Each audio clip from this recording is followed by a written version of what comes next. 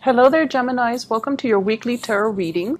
So I'm going to switch things up a little bit, and I'm going to talk to you about your spiritual advice first. These bottom 5 cards, mainly because I feel like there are some issues that you have to work through. And from there, we'll go into your love reading, because this is going to kind of, it's related to this. So once we clear this energy out of the way, the love reading will make a lot more sense, okay? I've done this for Virgos before, mainly because I felt like there was a need for it, and I think it might be helpful for you guys as you navigate the energies of this week, because I feel like it's a little intense. So in terms of your spiritual advice, I feel like the main message for you is to kind of stay in the present moment, count your blessings, and really look at what you do have in front of you. So rather than scanning the horizon for new opportunities, for escapism, for things that you wish, could be there, could come in, for things that you long for, rather than doing that, scanning the horizon and never being completely 100% content, count your blessings, live in the moment, and take stock of what you have, especially the people that are around you, especially the people that are working towards building something with you, and the people that are reliable and have always been consistent in their effort and consistent in their ability to be there for you when you need them.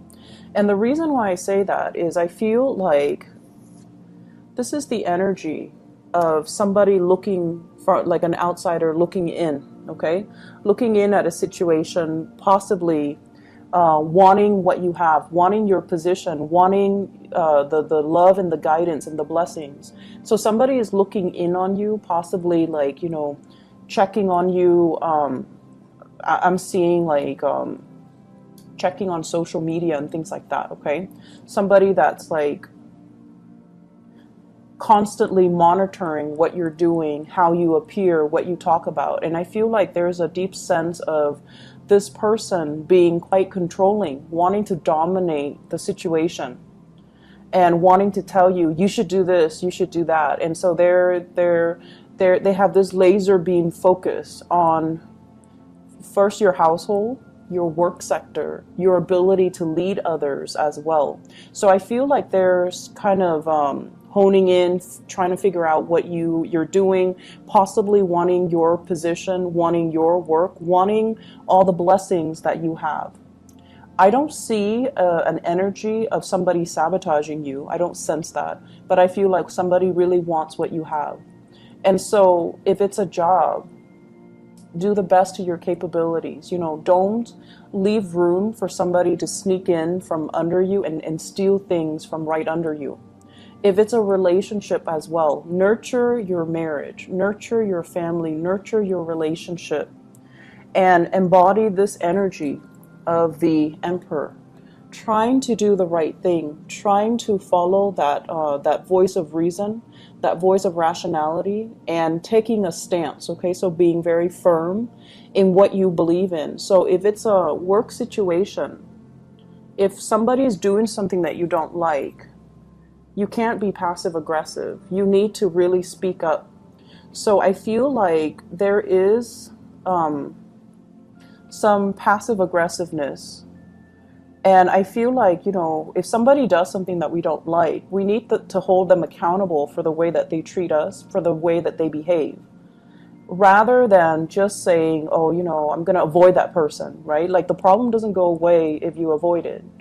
And then if you kind of seethe in anger over something that they did, but you never address it with them, then you can't really be angry at them for the things that they do, because they're not really aware of the impact of these actions on you. So it's up to you to really, defend your territory, stand your ground, and not have to, cower because of conflict, or cower away from conflict because you're conflict avoidant. So I feel like this is a good week for you to be very firm with how you are expressing yourself, and be less mutable, be a little bit more forthright in your expectations for other people. If you are in a leadership position, a lot of people look up to you.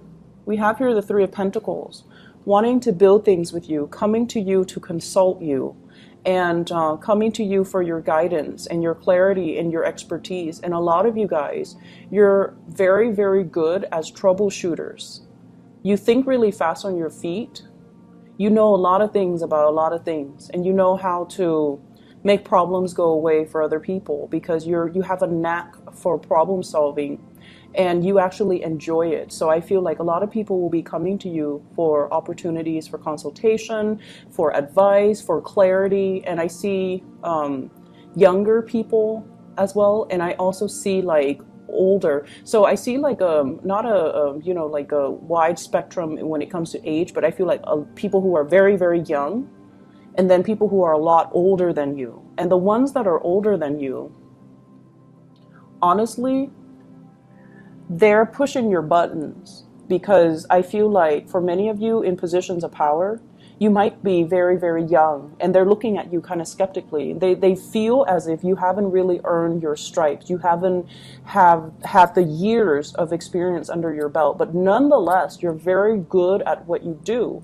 And so they come to you kind of like with a challenging stance, and they're coming to you in a very antagonistic way. So these are like the older folks. And I feel a lot of it has to do with their own, you know, insecurities, their own issues that they're projecting on you. But more than anything, stand your ground. Talk to them as if, you know, age doesn't really matter.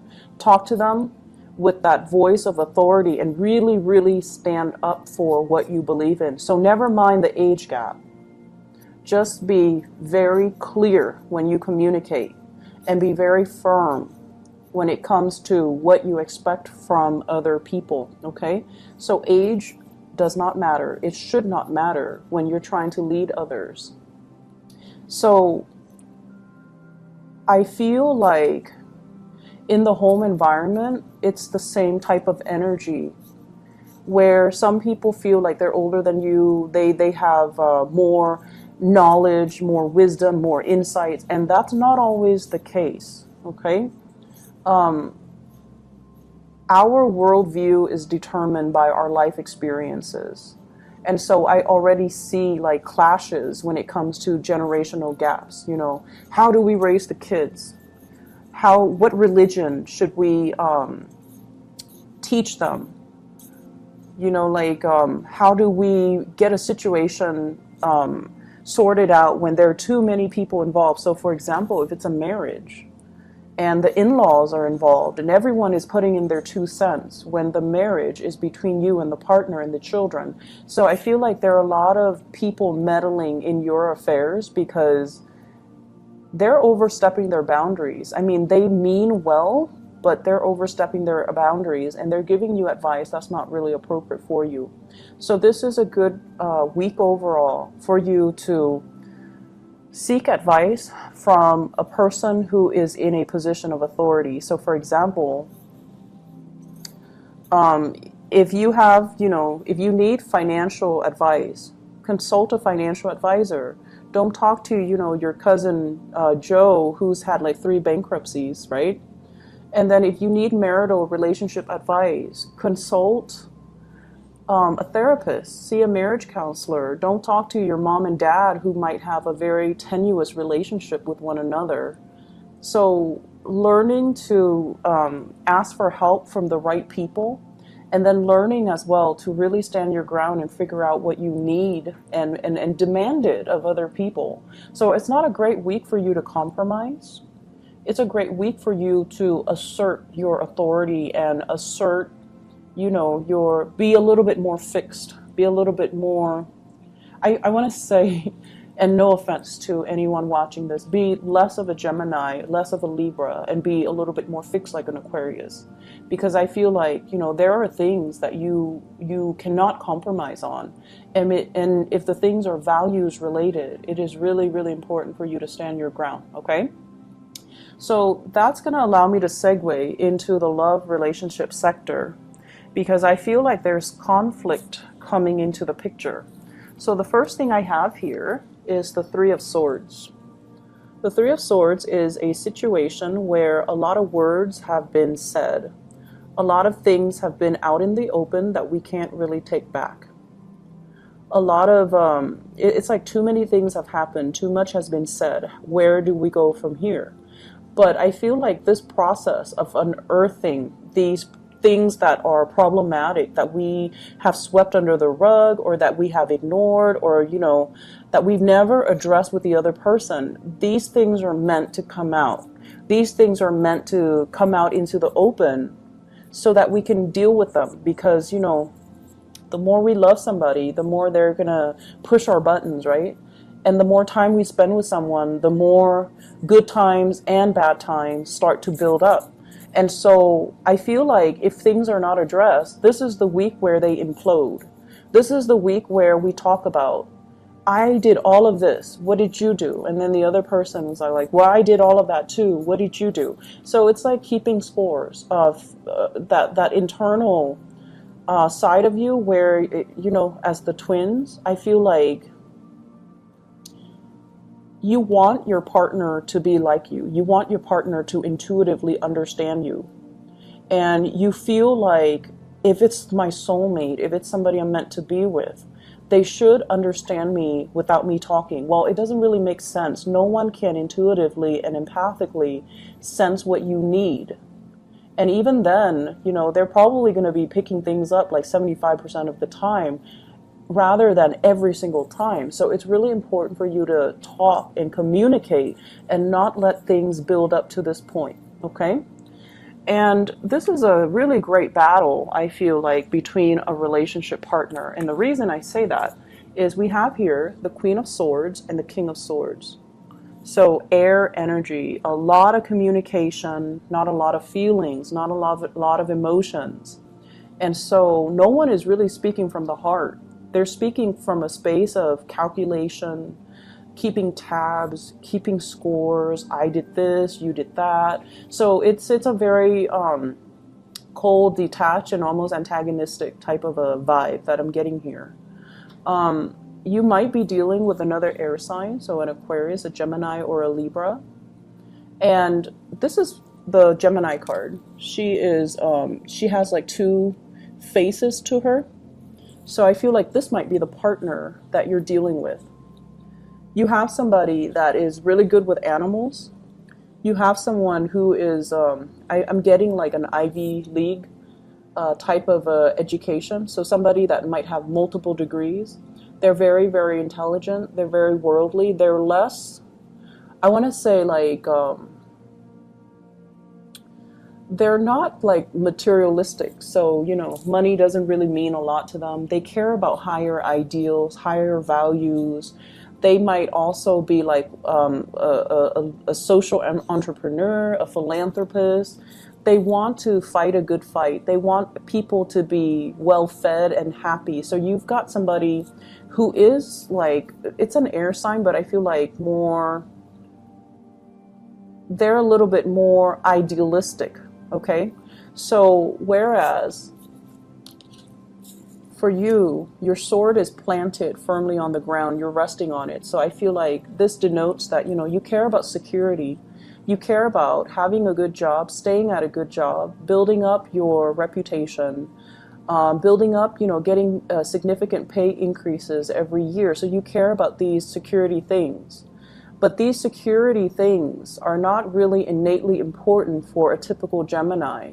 And over time, these things that you build up, because it's secure, because you believe, that's what you're meant to do. I feel like it's keeping you stuck, and it's not really allowing you to live out your dream. It's not allowing you to be flexible and mobile and, you know, really living a life that is authentically you rather than security based.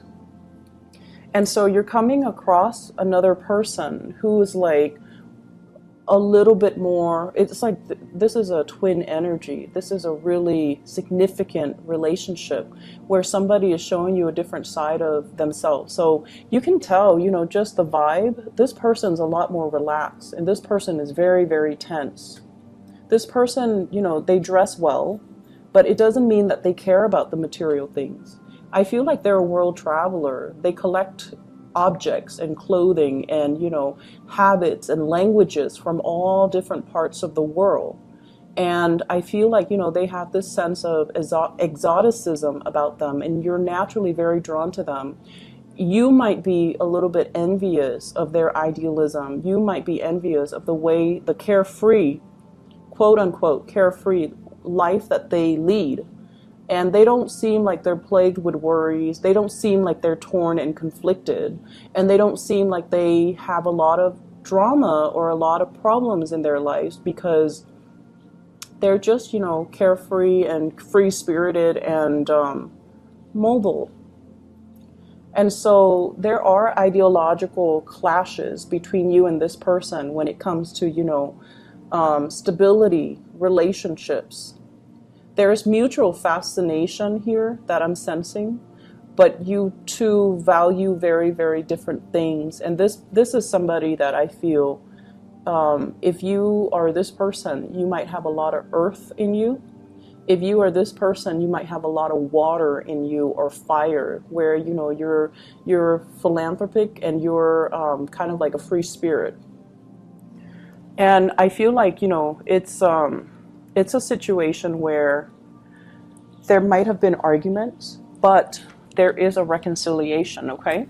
So for those in relationship, significant relationship or marriages, if there has been issues, there is an apology coming into the picture here with the Knight of Cups, which is like an offering, a peace offering, a peaceful gesture, a gesture to kind of like, let's just, not beat a dead horse. Let's just overcome our ideological differences, and let's just agree to disagree. It doesn't mean that we passive-aggressively sweep things under the rug.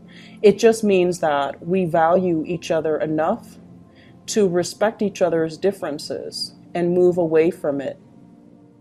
Okay, so I feel like you're operating from a space where a lot of score, like evening out the score, a lot of keeping score, keeping tabs, a lot of things that might have been swept under the rug are imploding for this week. But they need it to happen, to come out into the open, so that an apology can take place, so that you can harmonize and come together with another person and, address all of your issues, but in a way where, it's allowing you to be less conflict avoidant, okay? Because conflict is not always bad. It can be bad if we ignore it. It can be bad if we become defensive. And it can be really bad if the other person is just emotionally irrational. But this is the week where you are dealing with a partner, a love interest, that is very, very, very rational. So if they're in the reverse, they might be, very manipulative. They might be like very deceitful. But in the upright position, they're willing to talk things out. They don't shy away from conflict. They know that everyone has their flaws. So, let's talk things out. Let's figure out the solution. So this is somebody who is a fixer. They are solutions oriented.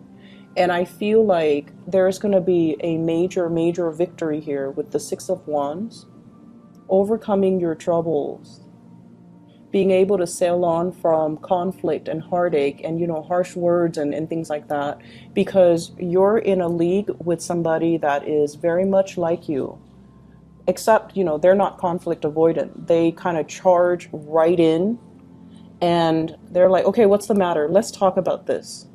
So they're going to sit down and you're going to need to talk, and you're going to need to face your fears, and you're going to realize in the process of facing your fears that your fears are unfounded, that not every situation where there is a disagreement, it's not going to lead to a fight.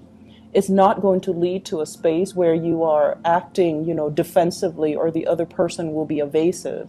There is clear and total understanding and communication that's happening for this week to really help you understand another person, and to help you as well learn to address issues and not be passive aggressive and not be conflict avoidant. And you're going to confront a situation head on, and the situation involves another person that is very much like you, in that they want harmony, they want balance, but they understand that harmony and balance needs to happen, or can only happen, when we arrive at a truce. Okay, so you have some beautiful things coming into the picture. If there are issues, conflict, fights, and things like that, I feel like a lot of it has to do with responsibilities in the household. Who's doing what? Who's taking care of what?